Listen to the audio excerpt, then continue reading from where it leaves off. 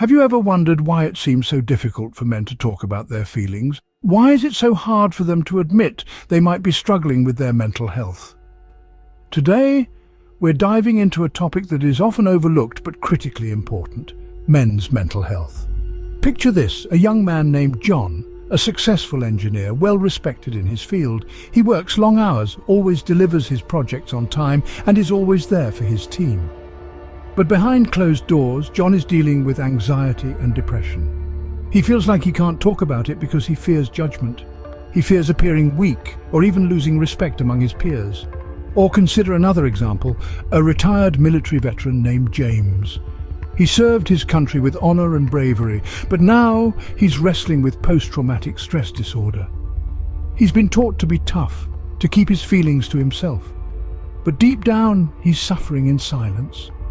These stories are not unique. They are not isolated incidents. They represent millions of men worldwide who grapple with mental health issues but feel like they can't talk about it. But why is this the case? Why do so many men struggle to open up about their mental health? Part of it comes from societal expectations, the age-old adage of boys don't cry. Men are often taught from a young age to suppress their feelings, to man up and deal with their problems alone. This is a dangerous narrative that can lead to feelings of isolation and despair. But here's the thing: speaking up about mental health is not a sign of weakness, it's a sign of strength. It takes courage to admit that you're struggling, to ask for help. It's not easy, but it's necessary.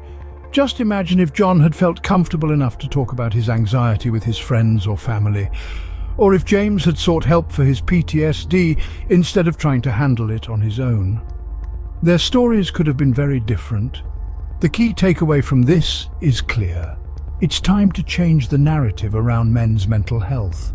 It's time to challenge societal expectations and to create a world where men feel comfortable discussing their mental health without fear of judgment or stigma. Men's mental health matters.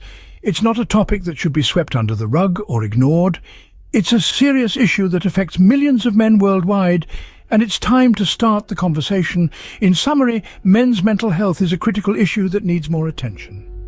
It's important for men to feel comfortable discussing their mental health, to seek help when they're struggling, and to challenge the societal expectations that often discourage them from doing so. Remember John and James? Their stories are a stark reminder of the importance of speaking up about mental health. It's not a sign of weakness, but a sign of strength. And it's a conversation that needs to happen for the sake of men everywhere. So start the conversation, be the change, because men's mental health matters, and it's time we all recognize that.